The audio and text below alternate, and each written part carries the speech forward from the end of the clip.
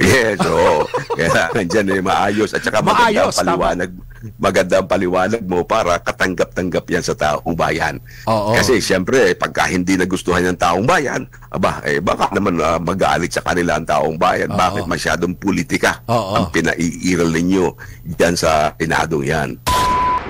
Ito talaga ang dahilan kung bakit ayaw na nitong si Marcos Jr. na matuloy ang impeachment na yan laban dito kay Vice President Sara Duterte. Maliban doon sa walang bilang yung impeachment na yan sa Senado, mapag-uusapan din ho ang kanyang Confidential and Intelligence Fund na kung saan talaga naman hong napakalaki. Ngayon pa nga lang, hindi pa ho nauumpisahan yung impeachment na yan, talaga namang marami na hong nagpo-post at nagtatanong, bakit yung 125 million lang ang ating pinag-uusapan? Bakit hindi natin pag-usapan yung 4.56 billion na intelligence at confidential fund nitong si Marcos Jr. Pero bago ho yan mga kababayan, isang like at isang subscribe. Masaya na ho tayo dyan sa mga gusto sumali sa ating community.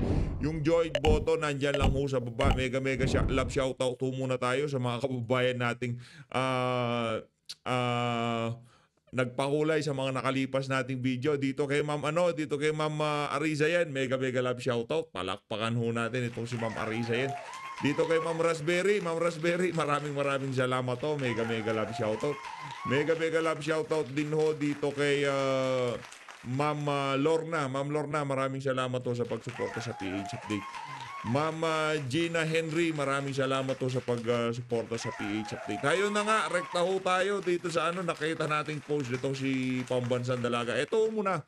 Anino muna natin comment react ho kayo dito sa na to, dito sa post na to ni Ma'am Kifi Chu, sa mga nagtatanong kung bakit hindi nga ba pinag-uusapan niya ang napakalaking confidential at intelligence fund nitong si Marcos Jr. at itong mga simbahang Katolika, itong UP College of Law, yaang De La Salle family o kung sino-sinong tutulak dyan sa impeachment nitong si BP Sara. Heto ang tanong ngayon ng ating mga kababayan sa social media. Ito. Nakita ho natin to sa sa post nitong si Pambansang Dalaga. Panoorin ho natin to mga kababayan. Malupit ito, malupit. Magandang araw mga kababayan ko. Yan ang nagugusto ko. Ayun. Naghihikayat na naman ang Katolikong simbahan na para mag-rally daw sa IDSA para ituloy ang impeachment ni BP Sara. Di ba ang galing nyo? Pero bakit tahimik kayo sa GAA, sa PhilHealth, sa flood control at sa lahat ng anomalya ng gobyerno ngayon? Pero pagdating kay BP Sara, para kayong mga asong nauulol. Pero pagdating sa PhilHealth, GAA by camp, tahimik kayo, mga punyeta kayo. Tapos ngayon, gagamitin nyo pa ang simbahang Katoliko para sa mga rally-rally ninyo. Kaya maraming tumitiwalag sa inyo dahil sa kagaguhan ng mga liderato ng simbahan. Real talk lang yan mga pogi. Kakapal na mukha nyo, pero tahimik na tahimik kayo sa realidad na nangyayari sa Pilipinas. Mga puking ina nyo. Naku, sorry. Hindi ko pa ako kasi napanood to. Hindi ko napanood. Yung lang, umpisa, nakita ko lang pagkabanat niya doon sa simbahang Katolika. At dito sa kinonekta ho natin dito sa Intelligence and Confidential Fund nitong si Marcos Jr. Isa pa yan, bakit hindi kayo nagsasalita dyan, simbahang Katolika? Bakit hindi kayo nagsasalita dyan? Kung i-divide ho natin yung 4.65 billion na yan, sa loob ng isang taon, mas marahas pa rin ho ang pagkakawaldas ng 4.56 billion pesos na yan. Kung ikukumpara natin doon sa 125 billion na confi fund nitong si Vice President Sara Duterte. Nga lang hindi man parang dumi sa kuko lang ni Marcos Jr. yung confi fund na ni VP Sara na talaga namang in-SS nyo sa social media at mainstream media. Para sa mga taga-UP College of Law, para sa mga tagal De La Salle, para sa mga nasa simbahang Katolika, meron mo tayong problema dyan.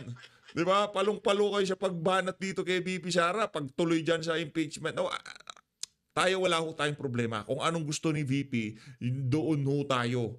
Diba? Kung gusto niya magkaroon ng blood, walang problema. Pero mas mainam na siguro na wag na, 'di ba? Para at least mapag-usapan natin yung GAA, yung BICAM, yung PhilHealth, yung yung flood control, para mapag-usapan na natin 'yan.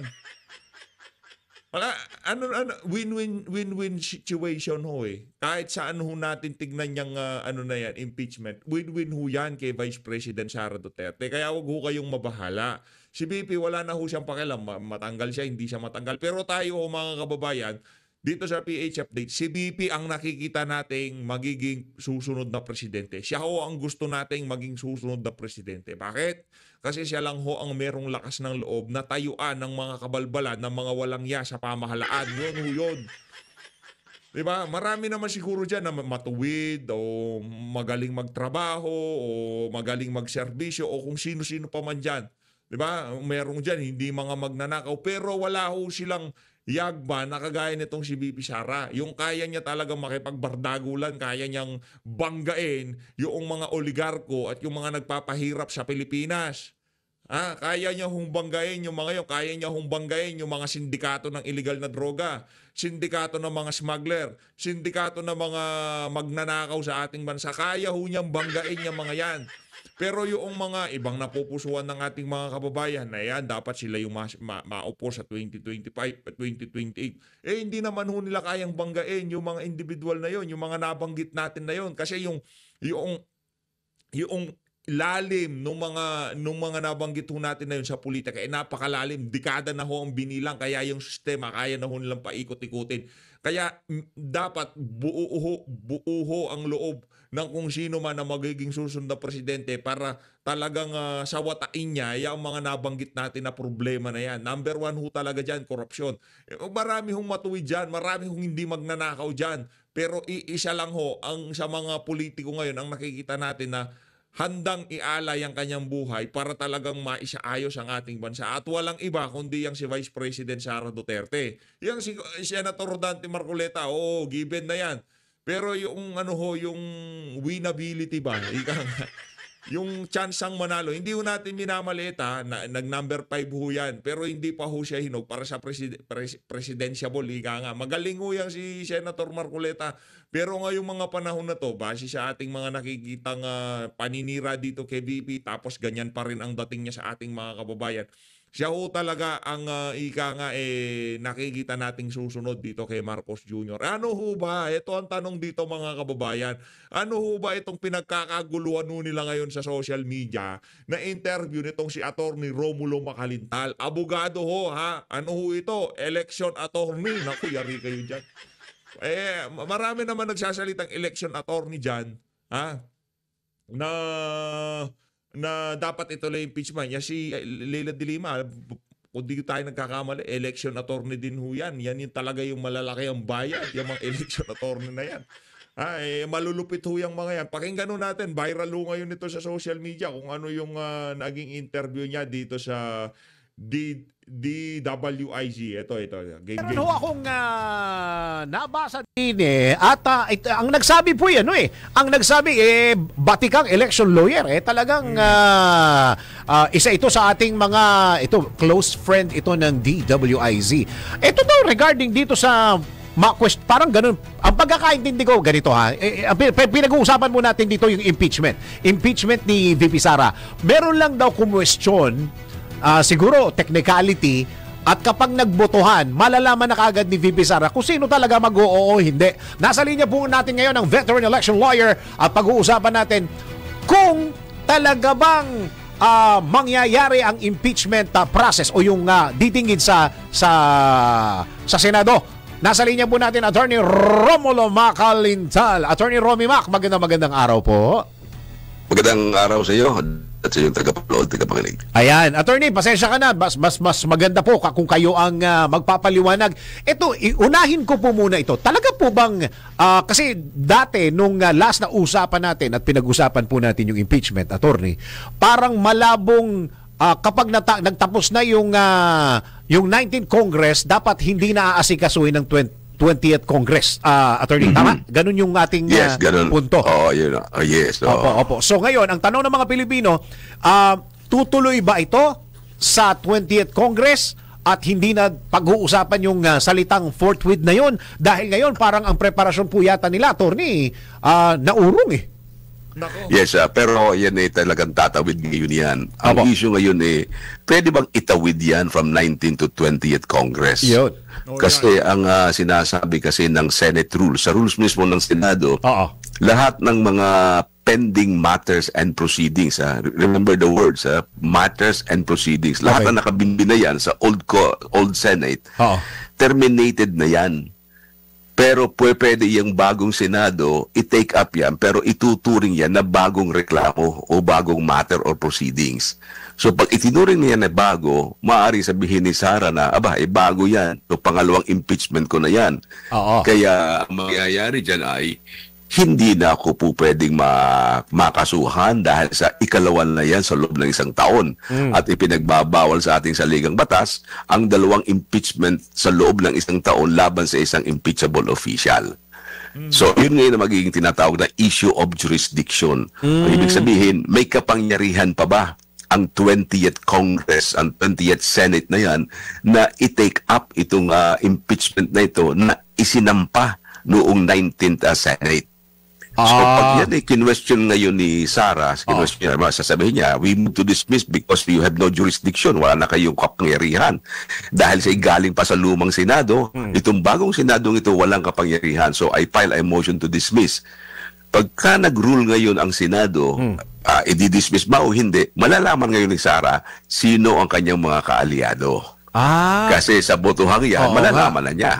Kasi ang kailangan dyan, para mag-grant yan o anumang desisyon, 13 ang boboto kung pagbibigyan siya o hindi siya pagbibigyan. So, dyan makikita agad niya, sino ba itong mga senador na ito na kampi sa akin? Ngayon, kung yan na may i-dismiss, wala nang problema. Ibig sabihin, 13 ang pumapanig sa kanya. Kaya, sa madaling salita, sa madaling panahon, malalaman agad niya kung sino ang kanyang kaalyado diyan sa Senado. Okay, so ibig sabihin, para mas madaling maintindihan ng mga kababayan natin, yan po ay trabaho ng 19th Congress na hindi pwedeng ipasa sa 20th Congress. Yun ang sinasabi ngayon ng panig ni Sara, hindi pwedeng ipasa yan doon. At hindi naman ang mga ibang mga pahiwatig sa mga desisyon ng ating Korte Suprema. Kasi sinasabi ng Korte Suprema sa isang kaso na kung yan ay pwedeng itawid, bakit sinasabi ng panuntunan o rules ng Senado na lahat ng pending matters ay terminated? Kung yun ay tinatawag na continuing body ng Senado, bakit sinasabi pa nila na yung luma ay hindi na pwedeng itawid sa bago? Bakit sinasabing tapos na yan sa lumang Senado? So, yun ang magiging issue ngayon sa ating Senate Impeachment Court na yan. So, ang luma ay 19th, yung bago 20th. Yung 20th, kaya ayan ngayon ang pinagtatalunan kung pwede ba yung itawid o hindi pwedeng itawid. At yan ay pagka naging issue ng jurisdiction, sa unang saltada pa lamang magkakaintindihan na kung sino ang para kay Sara at kung sino ang hindi para sa kanya. Ito pa gusto kong yung binanggit nyo kanina, kapag rules po ng Senado, paano ito? Hindi pwede pakialaman ng Korte Suprema? Ay hindi pwede pakialaman ng Korte Suprema yan. Maliban na lamang kung lalabagin ng mga senador yung rule ng Senado. Pero pagka yan hindi nila nilalabag, hindi pwedeng pakialaman ng Korte Suprema yan. Kasi rules nila yan Sila ang gumawa niyan. Sila nakakaintindi niyan. So hindi pwedeng sabihin ng Senado, paki-interpret nga nyo itong aming rules, sabihin ng Supreme Court, bakit naman i-interpret kayo gumawa niyan? Anong malay namin dyan sa inyong ginagawa yan? Yan ay political issue na kayo ang po pwedeng mag-determine yan. Pero kung halimbawa ay mali, ang kailangang boto ay 2/3 pero binuto ka ng 1/3, bawal yan. Hindi po pwede yan. Pero kung sinusunod nila yung panuntunan, hindi pwedeng makialam ang Korte Suprema.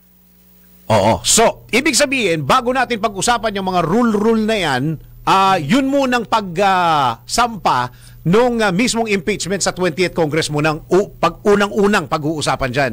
Yun ang aking nakikita dyan. Pag-uusapan muna yan na kung po pwedeng itwid nga yan sa bagong Kongreso, sa bagong Senado. Kasi ang bagong Senado ay composed of new senators, may mga bagong papasok dyan. At yung mga bagong papasok na ito, hindi sila bound, hindi sila sakop ng mga nalumang mga nangyayari. Silang mga bagong mga senador, hindi sila sakop ng mga nangyari nung lumang Senado. Kaya panibagong labanan yan sa 20th Congress o 20th Senate na yan. Matindi ho yung mga punto de vista na yan itong si Attorney Makalintal, no?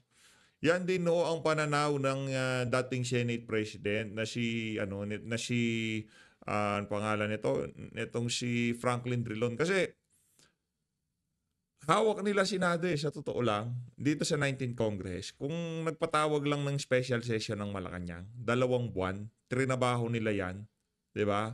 O hindi inupuan yan ng House of Representatives. Kagyat pagkatanggap nitong ni Secretary General Velasco, binigay kaagad sa Senado. Sa tingin natin ngayong mga panahon na to, nagre-render na sila ng verdict laban dito kay Vice President Sara Duterte. Hindi na ho yung kagaya nito, hindi pa nga nauumpisa, hindi pa nga nare-refer sa sa Committee on Rules, so kung saan committee man yan para mapag-usapan yung impeachment na yan, di ba? Wala pa ho mga kababayan. Ngayon, ilang araw na lang matatapos ng 19th Congress. Kaya mas dumami ho ang problema ngayon. Pero hindi lang ho. Kasi ang nangyayari dito, kagaya ho nitong post na to, ito talagang si Soto, gusto niya na hong dispatchahin. Itong si Chis Escudero. Sa kanya niya ho isinisisi. Ang kalahati ho ng problema na to, hindi naman ho talaga galing dito kay Chis Escudero. Galing ho yan dyan sa House of Representatives at sa presidente, di ba? Bakit hindi siya nagpatawag ng special session para talagang talakayin to? The Senate President is just presiding officer. He is not the Senate. Ito, base dito, cause of delay. Isinisi ni Senator-elect Tito Soto ang delay sa impeachment proceedings laban kay Vice President Sara Duterte, kay Senate President Chis Escudero. Ngayon dahil itong si Soto gusto ho niyang maging Senate President, binubuhuso niya ang sisi dito kay Chis Escudero. Talagang pumupustura na ho siya para maging susunod na Senate President. Kaso ang problema, marami ho ata sila ngayon dyan sa Senado na gustong palitan itong si Chis Escudero bilang Senate President. Giit ni Soto, inirefer dapat agad ni Escudero ang impeachment complaint ng Kamara sa Committee on Rules ng Senado nang matanggap nito noong February 5. Dapat daw i-refer sa Committee on Rules. Last 2 minutes na noon, Senator Soto. Di ba? Parang di nyo naman ho napanood. Nagkakaroon ng deliberation sa plenaryo o nagkakaroon ng pag-uusap sa plenaryo, bigla-bigla patapos na lang pupukin na lang para mag-recess. Doon ho lumabas yung balita na i-transmit na yung mga articles of impeachment from House of Representatives papunta Senado. Hindi ho yun kasalanan nitong si Chis Escudero. Inupuan ho nila yan dyan sa House of... Hindi natin kinakampihan nitong si Hindi ho natin kinakampihan dito si Chis Escudero na dapat talaga point blank refer kagad sa Committee on Rules. Hindi. Ang tagal ho yung inupuan dyan sa House of Representatives. Kasi pagka ginawa naman itong si Chis Escudero, mapagkakamalan siya na gusto niya matanggal itong si BP Sara. Di ba?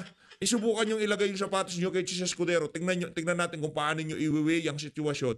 Noong panahon na i-transmit yung impeachment complaint na yan from House of Representatives papunta Senado. Kahit ayaw ko kay Sara, hindi ko aaksyonan kagyat yan. Magmumukha ho tayong parang gustong-gusto nating matanggal yung si Sara.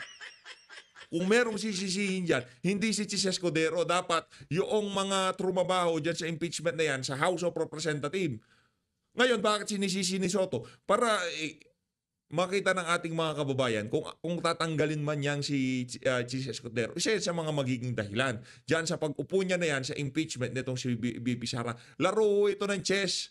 kumbaga dito sa bahagi ng mga statement nito si Soto, ang nagiging kasama niya dito kagaya ng UP College of Law, yung Simbahang Katolika, yung mga taga De La Salle, yung mga kababayan natin gusto ng impeachment, sila ho ang kasama dito. Kumbaga babakapan nila dito sa statement na to si Soto, kaya nga bakit hindi binilisan niya ni Chis Escudero. Pero ang totoo, wala naman ho talagang intensyon na mabuti yung Soto na yan. Ang gusto lang niya maging Senate President. Yun lang ho ang ating nakikita dito. Politika ho yan, mga kababayan.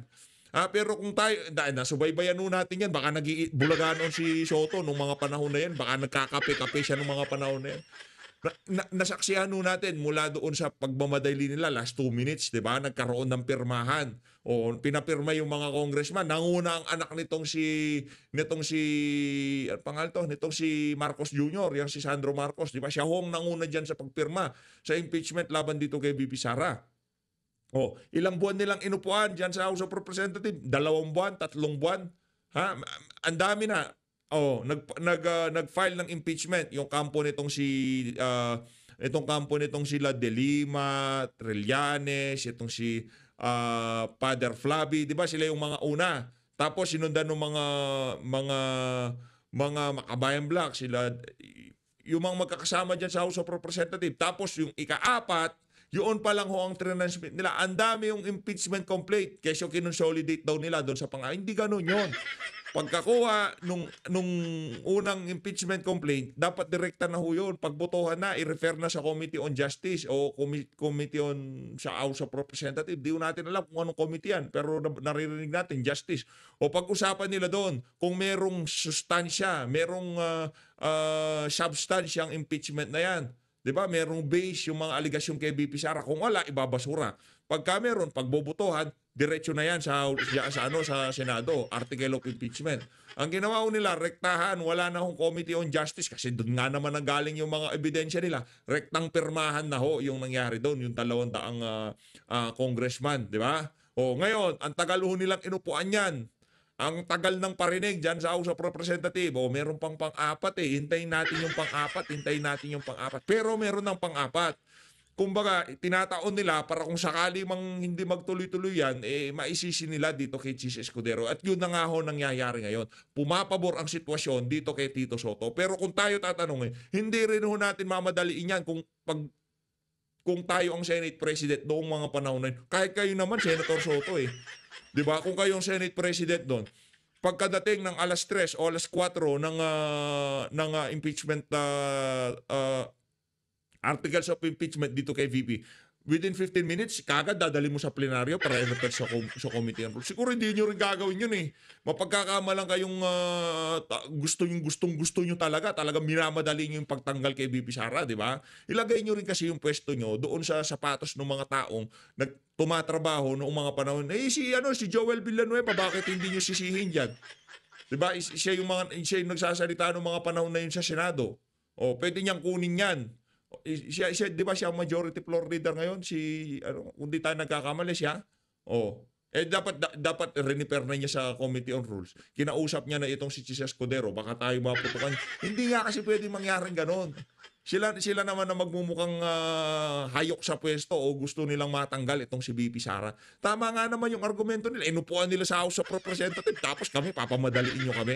Kalokohan naman ho yung mga kababayan. Tuloy natin itong si Atty. Makalintal. Kasi nga, bago na tong grupo na to. Bago na yes, to. Oo. Bago yan eh. Sasabihin lang, abay wala kaming pakialam doon. Wala naman kami roon. Anong malay namin kung anong nangyari? Ang pag-uusapan natin, ano ang mangyayari ngayong panahong ito? Yung nagdaan, hindi namin pinapansin yan. Kasi kailangan malaman namin kung ano ang magiging panuntunan natin sa bagong itong composition ng Senado. Pwede ko bang i-compare ito or ano ang difference nito doon ho sa batas na nabinbin din noong 19 Congress kung hindi ho impeachment ang pag-uusapan natin? Bagong batas, bagong bill na pinag-uusapan. Pwede ho bang i-compare ito doon sa impeachment? Pwede man yun kasi halimbawa yung bill sa 19 Congress ay nakabimbin doon. Pwede yung i-take up uli ng bagong Senado pero ituturing na bagong batas yan. Bagong panukalaan na as if for the first time. Para ituturing na ngayon lamang yan inihain. Yun ang ibig sabihin na it may be, it is optional. May option ang bagong Senado na yan ay dinggin o kunin, pero ituturing na bago yan. Kaya kung ituturing na bago yung impeachment case ni Sara na ipinalong 19th Congress at ituturing na bago sa 20th Congress, doon papasok yung sinasabi ni Sara na ay hindi na po pwede kasi bago yan. So, panibago yan. So, hindi mo ko pwedeng iakusahan sa loob ng isang taon ng 2 kaso. Oo. Kasi nga, hindi rin naman pwedeng gumawa ng isa pang impeachment na magagaling sa Kongreso dahil may ban tayo. May ban tayo, oo. Pero dahil nga sa itinuturing na bago yan, so ituturing din na panibagong pagpapail yan ng impeachment case laban sa kanya. Kaya napakagandang pag-usapan yan at magandang talakayin yan sa unang bukasan pa lamang ng impeachment trial na yan. Yeah. So dyan malalaman natin kung sino ang kakampi o sino ang hindi kakampi ni Sara Duterte. Pero ang malinaw dito, hindi dapat talaga tumawid.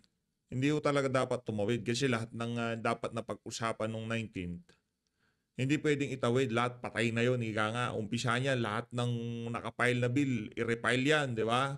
Ganun ho yun. Hindi pwede yung gustong mangyari nitong mga simbahang Katolika at nitong mga dilawan at pinklawan ho yan eh. O, ngayon, gumawa ho ng problema ang administrasyon. Ginawan ho nila ng problema ang administrasyon. Ginawan ho nila ng problema itong si BP Sara, nitong si Marcos Jr. at nitong si Martin Tambaloslos Romualdez na hindi naman sila ang magbebenepisyo.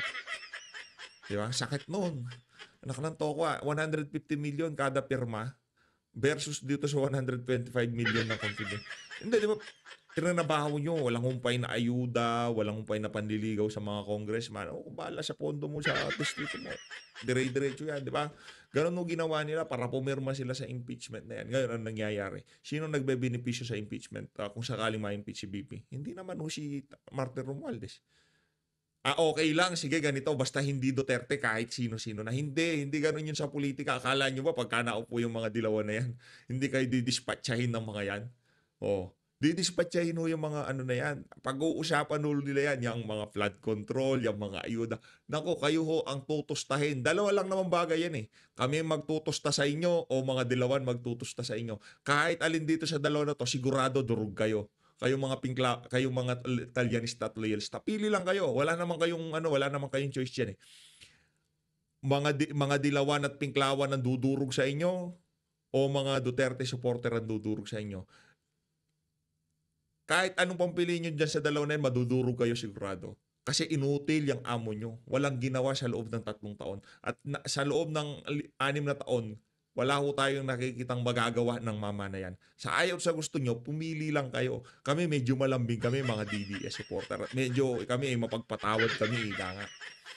Mapagpatawad kami. Doon sa mga vlogger. Pero pagdating kay Marcos Jr. at kay Tambaloslos, tumabi-tabi na muna kayo. Kasi po, ang 19th Congress hanggang June 29, June 30, 11:59 ng tanghali, attorney. Yes, Kaya ba nilang tapusin yan? Kasi ang sinasabi ho ni Senator Coco, hindi, trabaho na namin yan. Kailangan asikasuhin na yan. Dapat tumakbo na yan. Kaya bang tapusin nyo ng isang buwan? Hindi po pwede yun, hindi lang matatapos yun. Kasi unang-unang, magkukunbin pa lamang sila sa July 25 pagkatapos nung SONA ng Pangulo. Tama. So, from July 1 hanggang July 24, parang wala pa silang masyadong magagawa kasi hindi pa sila nagkukonbin as a whole. Yung Congress, yung Senado at House, magsasama-sama yan, pakikinggan yung speech ng Pangulo. So, yun ang magsisimula lamang ng kanilang official function. So, yun ang tinatawag na pagdating ng July 25 na yan, ay panibagong composition ng Senado ang magiging impeachment court yan sa Senate. Oo, dahil ang opening nga niyan, yung mismong SONA ng Pangulo. Yes, na SONA ng Pangulo na 4th Monday ng July na itatapat yan sa July 25. Both Congress, attorney? Yes, oo. A joint session yan na didinig doon sa SONA ng ating Pangulo. Yun. Malinaw. Okay. So, yan ang ating magandang abangan dyan. At yan yung mga strategy na maaaring gamitin ng panig ni Sara. Doon naman sa prosecution, ay kailangan patunayan naman nila na hindi yan nakalabag sa alituntunin nila at yan ay pwedeng itawid. So yan ay bakbakan ng abogado ng prosecution at ng abogado ng depensa sa panig ni Duterte. Oh, parang magkakatalo maski doon sa presentasyon, ano? Yes. Attorney. Oh. At wala pa muna presentation of evidence yan, kundi presentasyon muna ng argumento nila kung pwede o hindi pwedeng itawid sa 20th Congress. Oo. Bago pa magkalatagan ng kung ano-ano, ano yun muna pala, pag-usapan muna natin kung talagang wala bang nalabag sa ating saligang batas, sa Constitution, kung sakaling ipagpatuloy yung impeachment na yan. Tayo mga kababayan, gusto natin yung may pagpatuloy. Kaso kasi ang mangyayari, kagaya ng lagi natin sinasabi dito, ang dami nating isyong mga dapat pag-usapan. Ang daming mga issue na talagang malapit sa bituka ng sambayanan na hindi napagtutuunan ng pansin dahil dito sa buwisit na impeachment na to. Kayo, commentary ako kayo dyan sa baba kung sa tingin nyo ba talagang ituloy yan, ibigay natin yung gusto ni VP Sara na bloodbath, kawawa ho ang Pilipino ngayong mga panahon na to. Ang dami hong nagugutom, lalo na yung mga kumakalat na sakit sa mga kabataan na wala nang ginawa kung hindi manood ng TikTok. Yung number 1 ho kasi yun Kumbaga yung imagination nila, pinaglalaroan ng mga video, kaya kung ano-ano pumapasok sa utak nila ngayon, kung sino-sinong nakakapartner nila, kaya grabe hong paglaganap na sakit ng ngayon na yan. Ang grabe ho. Kaya para sa mga kabataan, huwag kayong patong ng patong ng topa. Kakasakit kayo. Di nyo na alam kasi 500% ang surge ng may sakit ngayon na kabataan, yung kung tawagin yung mga nakakahawang sakit sa pamamagitan ng pakikipagtalik. Naku, yari kayo dyan. Sabi sa'yo, mag-stick to one lang kayo. Kung yun lang kapartner mo, yun lang. Huwag kayong palipat-lipat pa mga hihilig nyo. That's exactly what I mean. Attorney, presentasyon ng argumento nila, kailangan magaling ka dyan. Yes, oo. Kailangan dyan maayos at saka magandang paliwanag mo para katanggap-tanggap yan sa taong bayan. Oo. Kasi siyempre, pagka hindi nagustuhan ng taong bayan, baka naman magalit sa kanila ang taong bayan. Oo. Bakit masyadong politika Oo. ang pinaiiral ninyo dyan sa Senadong yan? Sabagay. Kailangan maging maayos ang kanilang presentation dyan. Nakita mo naman nangyari noong sa panahon ng ERAP trial, di ba?